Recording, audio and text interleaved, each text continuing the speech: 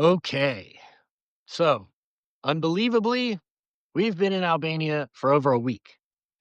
And this is the first I've felt able to sit down and bring you up to speed on what's transpired since leaving the US on March 30th.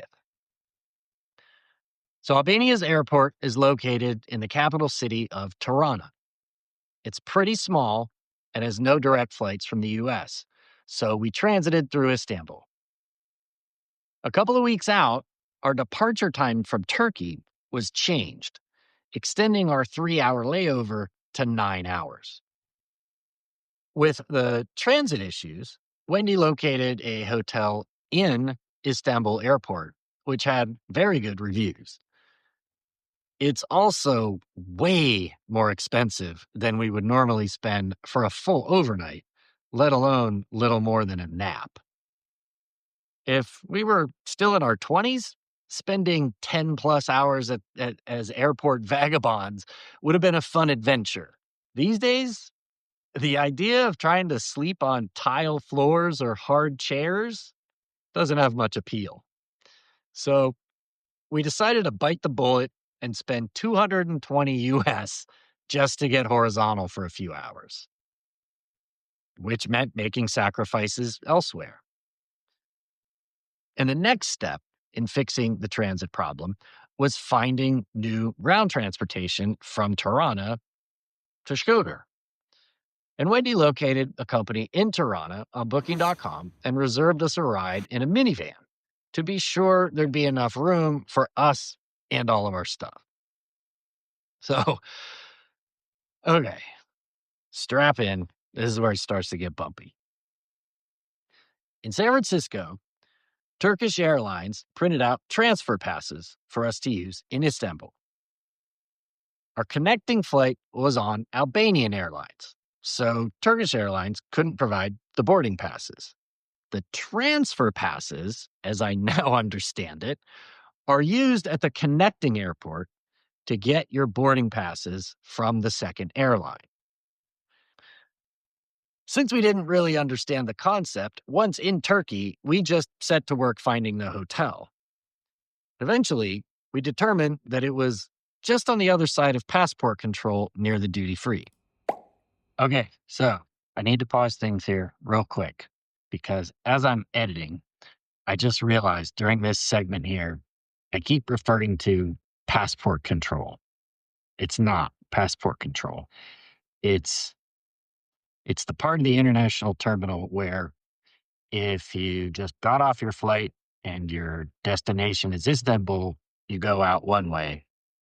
If you're continuing on to a connecting flight, as we were, and we were also connected to a different airline, you go through um, these machines that scan your international boarding pass. It's not customs, it's this other segment. I just kept referring to it as passport control. Sorry about that. Okay, back to the shit. But our transfer passes wouldn't get us through the passport control machines. For that, we needed international boarding passes. With our new passes in hand, we sailed through airport control and searched for our accommodations at the hotel.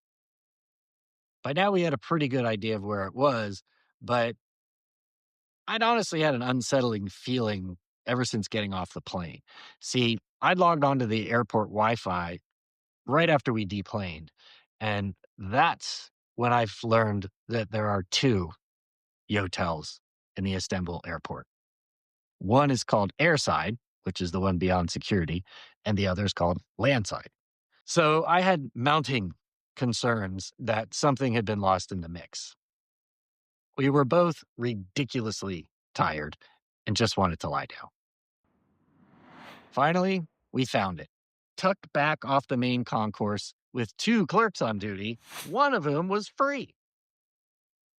The moment Wendy handed him the printout, my fears were confirmed. I'm sorry, ma'am. You've made a mistake. This is for the other hotel. So our first order of business there was to assure him that the mistake wasn't ours. The second was to play dumb regarding the other hotel, which in our defense, we hadn't known about until an hour before, and to ask what our options were. We didn't want to stay on the other side of security, mainly due to the distance and the hassle of going through security again. The problem was we'd already paid considerably more than we wanted to, and he'd just told us that this hotel was even more expensive. Piece of valuable advice here, because this is our go-to strategy whenever snafus like this happen. First, do not get shitty with the desk clerk. They have nothing to do with the situation you're in, but they do have the ability to help you out of it. Most cases, they're given a lot of latitude in what they can offer. Second, ask for their help and then shut up. In this case, we asked, what are our options? And do you have any vacancies? Within a couple of minutes, he announced that he had transferred our reservation to his hotel without charging us the higher rate. And I can promise you that if we had been nasty to him, we would have either ended up in the other location or ponying up the additional funds. Word to the wise. The room was very nice, albeit tiny. It was comfortable with an ensuite bathroom and a great shower. We managed a few hours of sleep, got showers, and a change of underwear before heading back into the concourse for our flight to Tirana. I think we checked out at like 2:30 in the morning. Before we knew it, it was time to board. There were maybe 30 people on the flight on a plane that holds 180. I'm thinking that likely had something to do with our first reservation being canceled. Weirdly, I've done a little research and their normal schedule doesn't include a flight on this route at that time of day. So my thinking is that they combined 2 or 3 flights into one and needed to get to the plane to Tirana that morning, which plays into the next issue plopped onto our plate once in Albania. We landed at 6:15 a.m. Our driver was supposed to pick us up at 7 a.m. It wasn't a busy morning, and there were so few people on the flight, our bags, which we hadn't seen since San Francisco, came out much more quickly than usual. Customs is just a bank of passport scanning machines, so we were through into the arrivals area less than 30 minutes after landing. I had just enough time to download and install an eSIM for my phone, which we'll talk about in a future video. The details of the The details of the minivan reservation said that the driver would track our flight and arrive prior to our landing, wait at the arrival area with a name sign, and stay for 45 minutes. When I checked the confirmation from the taxi company, I noticed that they had noted an incorrect arrival time. Every other piece of correspondence we had indicated the correct time. But it seemed clear that they were tracking the wrong flight, which wouldn't arrive for another 17 hours. Of course, no one answered the phone at the taxi company, and there was no phone for Booking.com. So I entered a live chat in their app, which was useless.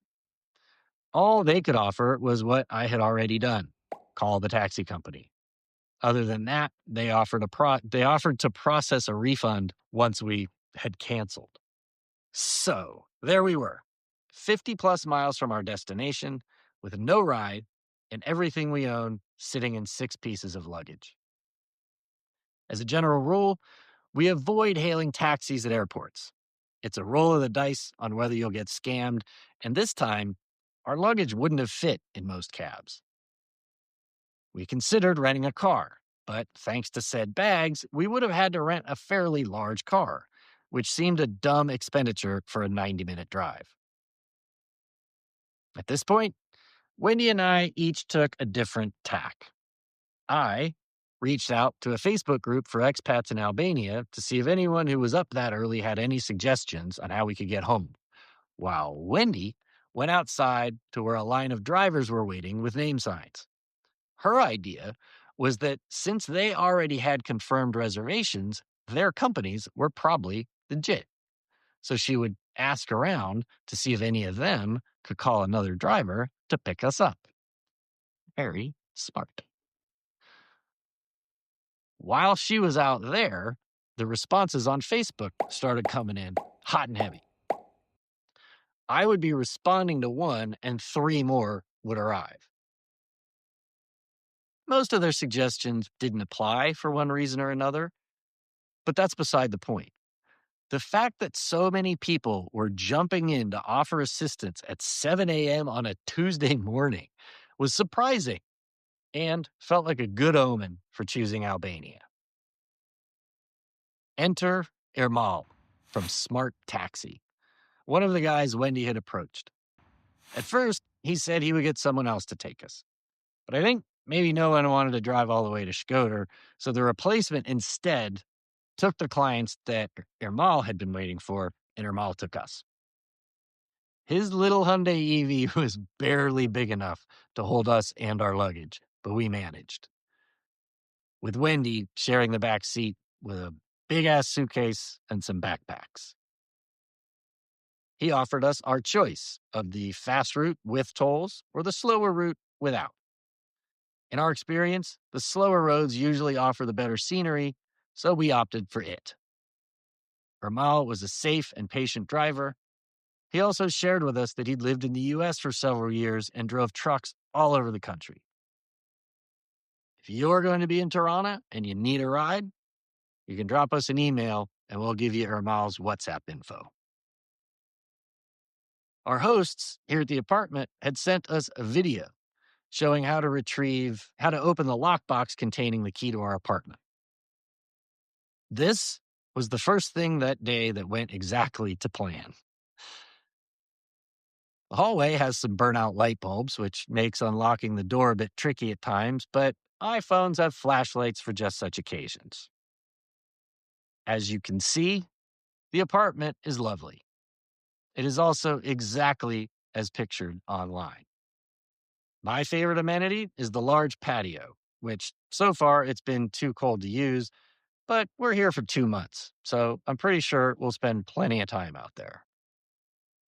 First things first, as soon as I'm through the door of an accommodation, I get onto the Wi-Fi. Damn. Not only was the network not working, the modem was lifeless. Not a single light of any kind. Luckily, I had downloaded the eSIM at the airport, so when Wendy was unable to reach our hosts on WhatsApp, I was able to. I explained that not only was the internet not working, neither was the TV. They apologized and told me that the internet was down, but would be back up in a few minutes. It wasn't. So our hostess drove over. It turned out that the plugs were loose in the outlet. So there had actually been two problems. Our hosts had needed to pay the bill, and the plugs needed to be secured. Anyway, check the Wi-Fi off the list. Yay. However, while waiting for her to arrive, we noticed that the gas burners on the stove wouldn't light. We had clicking igniters, but no flame and no sound or smell of gas. I traced the tube from the stove out to the patio where I found the empty gas container. Our hostess made a phone call and promised that they would be back to fill the gas later. By this point, it had been around 35 hours since leaving Santa Cruz, and we still weren't able to settle in. We walked out for a bite to eat at a nearby restaurant, beyond exhausted. But we've learned that there are certain things you must do before crashing after a long day of traveling. Eating is first.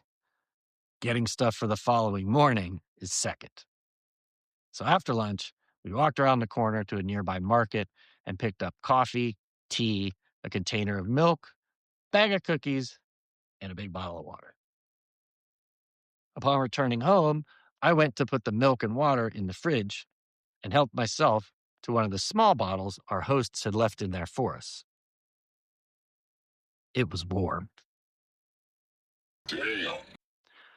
Back on WhatsApp to let them know that the fridge was on the blink too. Plugged in and running, but not cold.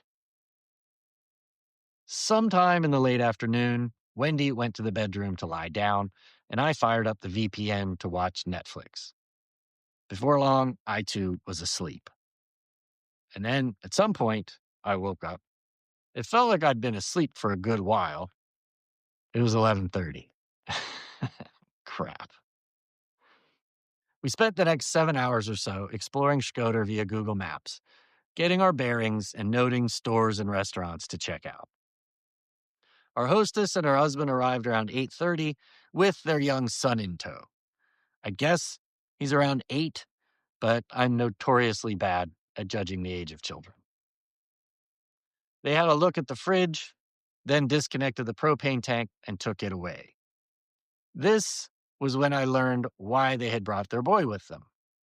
Like many kids his age around the world, he speaks excellent English. He informed me that they were going to go fill the gas tank and bring it back, and that a repairman will be coming later to fix the refrigerator. Dad and son were back in about an hour to hook up and test the gas, which is working quite nicely now. Thank you very much. 2 repairmen were with them, and after a cursory examination, the techs spoke to Dad, who spoke to son, who let me know that they were going to take the fridge away, repair it, and bring it back. We hung around until like 2:30, waiting to see if the refrigerator would return before finally giving in to hunger and heading down the street to Loami Pizza. Wendy got a 4 cheese and a soft drink. I had a meat pizza and a beer. And the total came to just under $14 US. The appliance techs came back around 4:45 and reinstalled the fridge, which has been working flawlessly ever since. Yes, this was a hassle. Sure, they should have done their due diligence and checked the place better between visitors, but it's not the end of the world. It was a couple of minor oversights. Considering the downright malicious landlords Wendy left behind in Santa Cruz, it was a welcome change to experience people addressing a problem right away, remedying it as quickly as possible, and being sincerely apologetic for the inconvenience. Since that second day, we have slowly acclimated to the new time zone. As I said, we've been here over a week, and today was the first day we've awakened after a full night's sleep into a typical diurnal waking period. Weirdly, it seems like larger time changes are easier to adjust to, like 12 hours or even as many as 20 hours difference hasn't been too tough for me. But this 9-hour difference kicked my ass. One of the folks from the Expats group reached out to us privately and offered to take us out for a drink and show us around. Her message specifically began with, "When you guys get over your jet lag, let me know." She also came here from the west coast of the US, so maybe it's a known issue. Very much looking forward to keeping that appointment. In recent days, we've been organizing and researching for the many new endeavors we have in the works. And the workload is tremendous, but it's invigorating. Most of our waking hours are being spent doing work of one kind or another, and I think Wendy feels the same way. We can't think of anything we'd rather be doing right now. Those of you watching this in April of 2025 are with us right on the cusp of some really exciting changes, which are going to increase the value of our content exponentially. So make sure to hit that subscribe button. And please, please, please tell your friends and family to come check us out here and on our socials. Thanks as always for watching. Cuidasuni mira par la tan.